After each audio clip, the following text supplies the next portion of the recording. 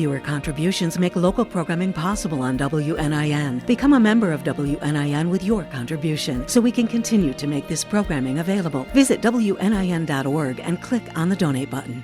We all need access to electricity and water, and there are various reasons why we're dealing with the growing cost of bills. This week, we'll hear from experts discussing ways to save on our utilities. That's coming up next on WNIN Newsmakers.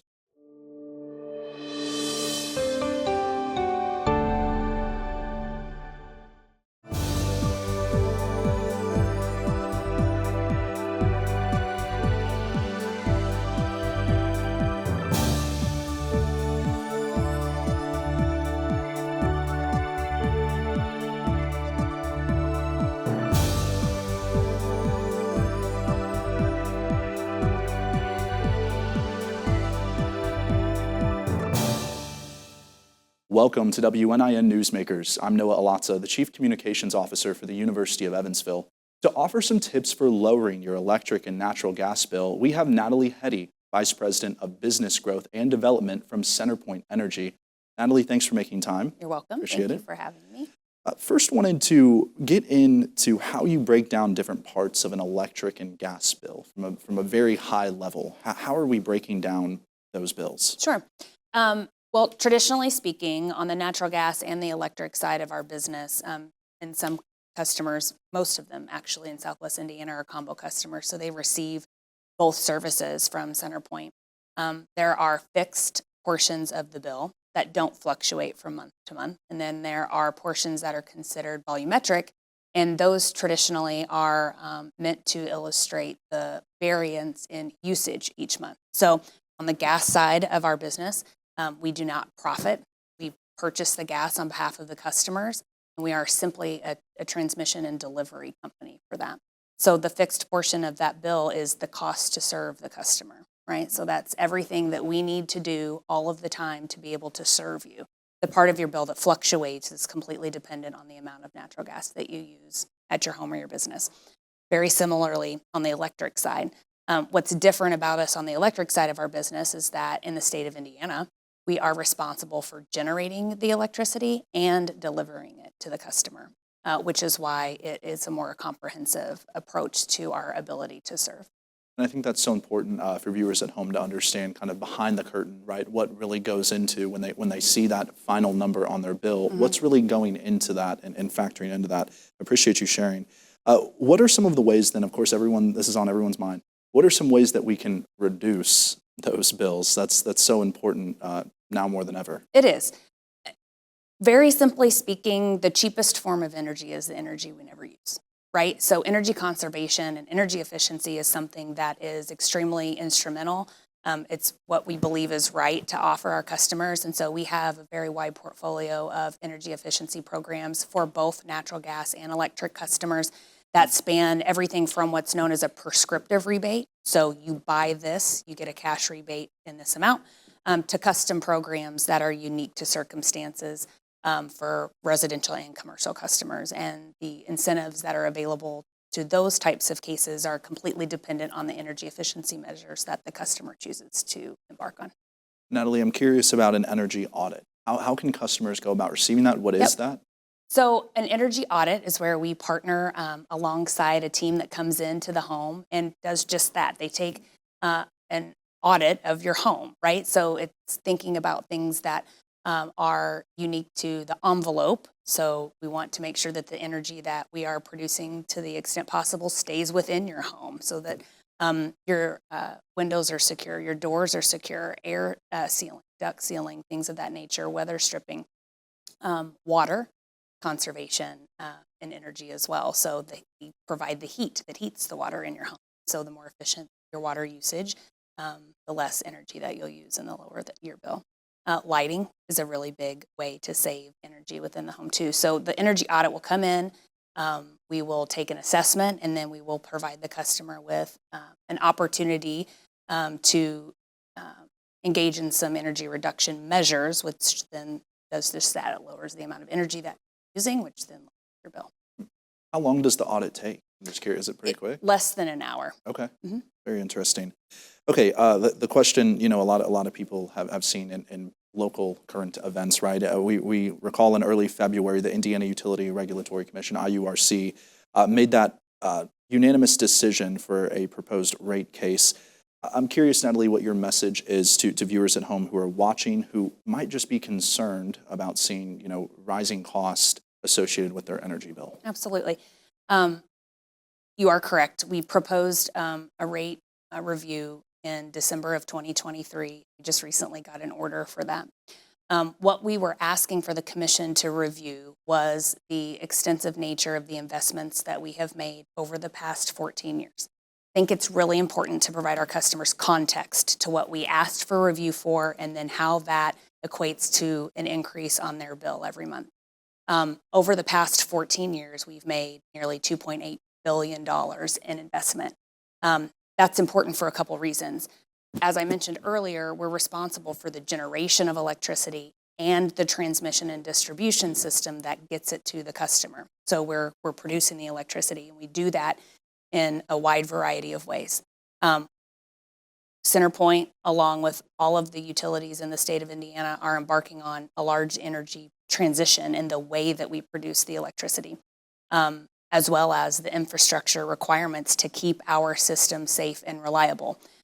We have a responsibility to serve, and with that comes infrastructure investment to make sure that we maintain our system so that it works properly, and that if you do experience outages, that they are shorter in duration, because that is important to us as well, and that our system is hardened to the extent that when we experience extreme weather events, that it performs well also.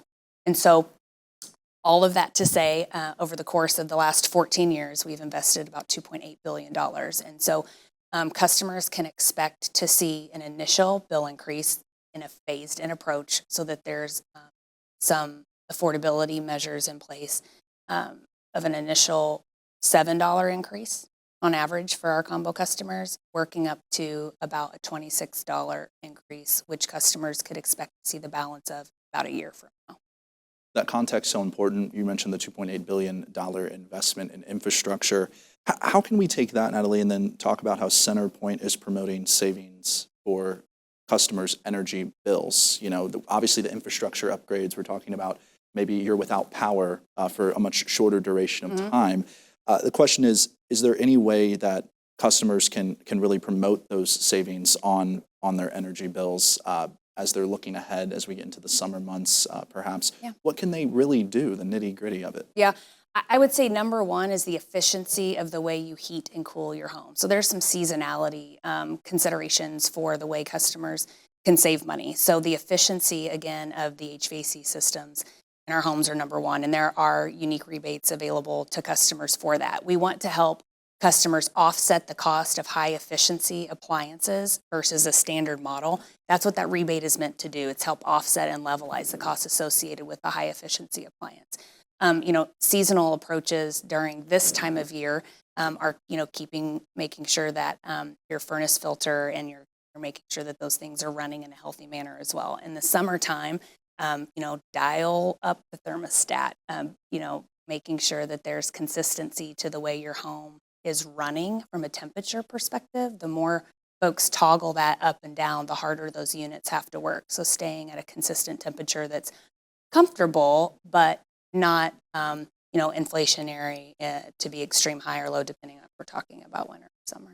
You mentioned those rebates. What are some of the rebates that CenterPoint customers could take advantage of? Yeah, great question.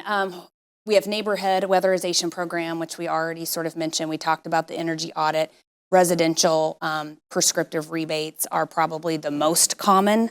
So when it is time to replace aging equipment, that you do so in an energy efficient manner. We have multifamily energy solutions as well. So not everyone has to live in a single family home in order to take advantage of those. And then we've got, residential midstream and builder and developer rebates as well.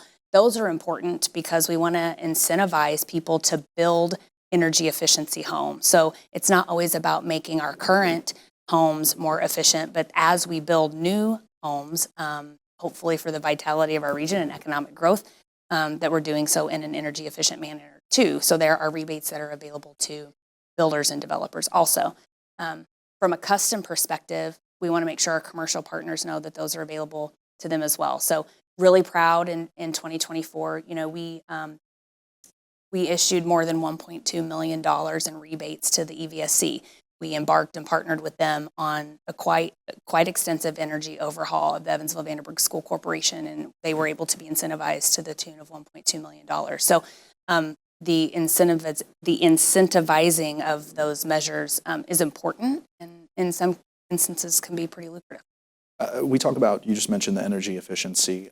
If you're a homeowner and you're buying an energy efficient appliance, does that actually save you money in the long run? It does, right? So it's going to use energy more efficiently for the life of the measure. So depending on the life of the measure, there's a rating that is given to those appliances. Those Energy Star ratings are important, and it will help you over the life of the measure use less energy, which then saves you money.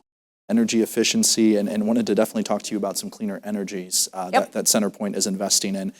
Could we see that, maybe in the long term as well, Natalie, lead to more affordable energy as you're making those investments? The answer to that is yes. So, affordability is not lost on us. Every decision that we make, that is top of mind on behalf of our customers. We just today announced that we're entering into the integrated resource planning season. We embark on this planning for the next 20 years of the way we're going to produce electricity for our customers. That's done every 3 years, and we're entering a season of that right now. That's where we will take a very healthy and thoughtful look, along with a lot of public engagement on how we're going to provide energy to our customers for the next 20 years. Affordability, lowest cost options are absolutely top of mind. So when we think about whether or not we're going to have a balance of coal, renewable energy, natural gas, the installation, as an example, of Posey Solar is part of the rate increase that we just talked about. But that's an instrumental part of what allows us the opportunity to provide our customers electricity through a portfolio of an all of an above approach, right? So we don't want to be energy dependent on one fuel type. We like a healthy balance of things that can be dispatched 24/7, like natural gas, against the balance of cleaner energy options like solar and wind that are only available when the sun is shining or the wind is blowing. So having a nice balance of that mix is extremely important.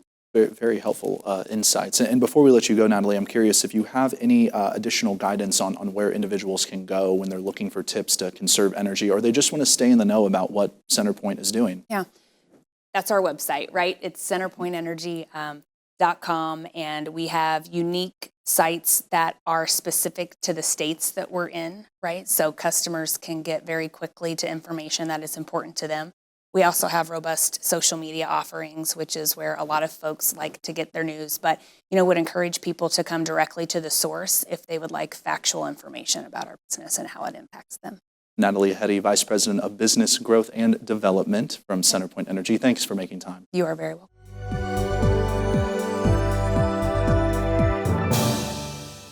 To discuss tips for saving on your water bill, now we're joined by Bart Boles. He's the General Manager from the Henderson Water Utility. Bart, thanks so much for being here. We appreciate it. First wanted to talk with you about, just in general, what services does the Henderson Water and Sewer Department provide? Yeah, we provide water service, wastewater service, and also stormwater service for the city of Henderson and surrounding areas. We also include Seabury, the city of Seabury, city of Beech Grove, and some outlying areas in Henderson County as well. So I think that's an important note, that it's not just the city of Henderson. So you mentioned, you cover everything from that water delivery, waste and stormwater runoff as well. I wanted to talk to you about some of the costs that are involved with each individual water bill, right? As we maybe get into the summer months, some warmer weather, people perhaps using a little bit more water. Can you speak, Bart, I'm curious, on why those rates might rise or fall at certain times? Yeah, our rates are, we have a flat rate and then we have a volumetric rate, with the city of Henderson. It's $7.50 for wastewater and $7.50 for wastewater and $10 for stormwater. And we also have a volumetric rate. It's $11.02 for water and wastewater per 1,000 gallons. So, it should stay pretty consistent throughout the year. People will use more water during the summer, though, whether they're irrigating their lawns or they just, in general, use more water during the summer. Do you ever average out people's bills? Is that ever something that you look at or have explored? Well, the city does do that. They'll do an average bill over the course of 12 months, and they they average that, and whatever your bill is for 12 months, that's what they pay. So it's the same every month, 12 months. What kind of tips do you have for people at home who are looking to save on their water bill? Well, there's several things that you could do. Check for leaky faucets, check for toilets that are leaking. That's probably the biggest thing that we see as far as leaks or toilets. And a lot of times it's an intermittent leak. You can use up to 6,000 or 7,000 gallons a month just with an intermittent leak. If it's a leak that runs all the time, it's 50 to 60,000 gallons a month. So it could be fairly significant. And we recommend, everybody, you check your toilets, check your flappers, check the tank on the back to make sure it's not leaking. It's a critical part to what we see as far as leak. When should you call in a plumber? Well, if you see that, if you see that you have a leak on your toilet or a leak on a faucet, I would definitely call a plumber, unless you're a do-it-yourself. I've had a leak on my toilet in my house, and I was able to fix it myself. It's usually inexpensive, but it can cost a lot of gallons if you don't fix it. We're talking about energy and really all utility bills. Is there any correlation between an electric bill and a water bill? As far as our customers don't see it, but we would see it. If somebody uses quite a bit more water, it requires us to run our pumps more, it requires us a lot more wastewater treatment, increases our cost, which eventually increases the cost to the customer in the city of Henderson. But it's more of a cost on our side. I'm curious, too, how people can just stay up to date with what's happening at the Water and Sewer Department. Do you guys have social media? Is there any repository they can go to get some more information? Sure, yeah. We have a Facebook page, Henderson Water Utility. We also have a Twitter account, and we have a web page, Henderson Water Utility. And the city of Henderson also has a web page that references us as well. And we try to post anything, whether it's a street closing, whether it's a big project like our Washington Vine project, a new water main installation. We post those on our Facebook and our websites. Any final takeaways as we head into the summer months for people at home who want to save on that water bill? Well, I think just checking around your house, checking for leaks and looking at your bill, your water and wastewater usage, you can usually tell. But I think just listening for things, listening for water running, whether it be in your toilet, whether it be different things. There's other ways to save, and whether it be collect water in barrels, to water your garden. There's other ways to do that, rather than using your water hose or your faucets. So. Bart Boles, the General Manager from the Henderson Water Utility, thank you for your time and expertise. Thank you.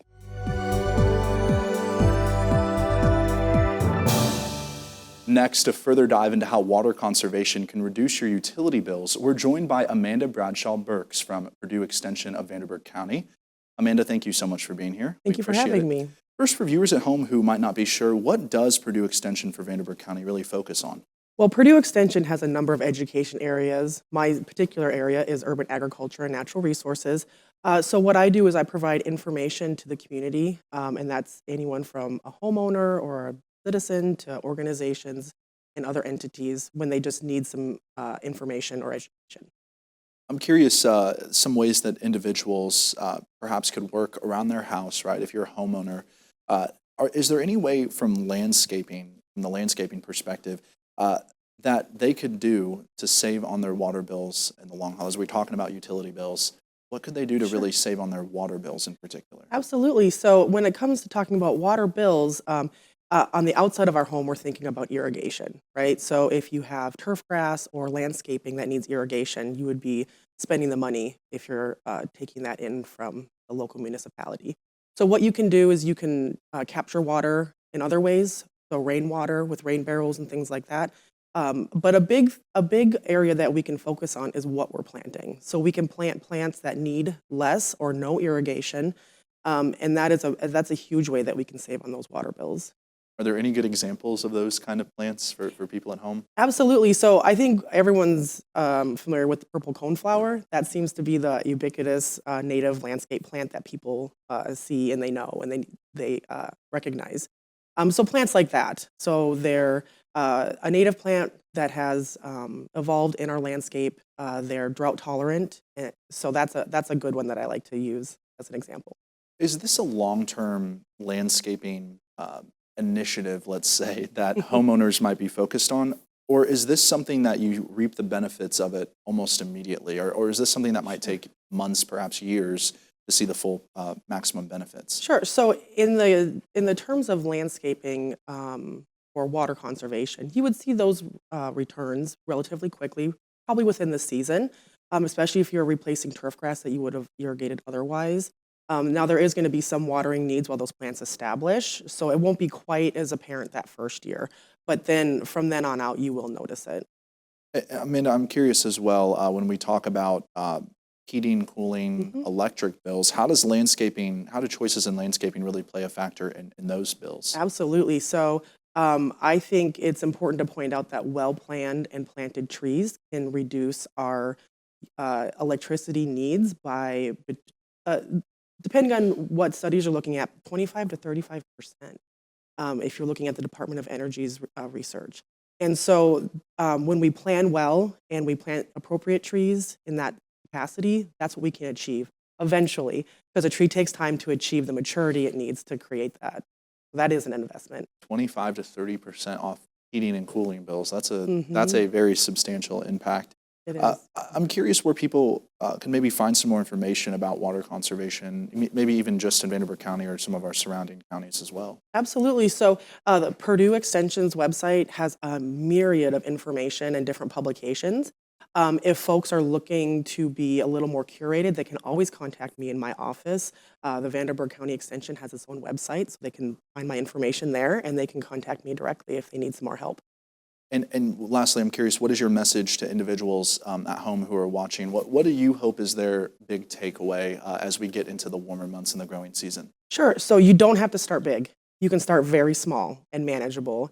And for sustainability, that's what we suggest, because we don't want it to be too overwhelming from the beginning. So start with one thing, and then you can move from there. Amanda Bradshaw-Burks from Purdue Extension Vanderburgh County, thanks for making time. Yeah, thank you for having me. Thanks to all of our guests for joining us to talk about energy and utility savings. Next week, we'll be highlighting various nonprofits in the tri-state. Thanks for watching WNIN Newsmakers.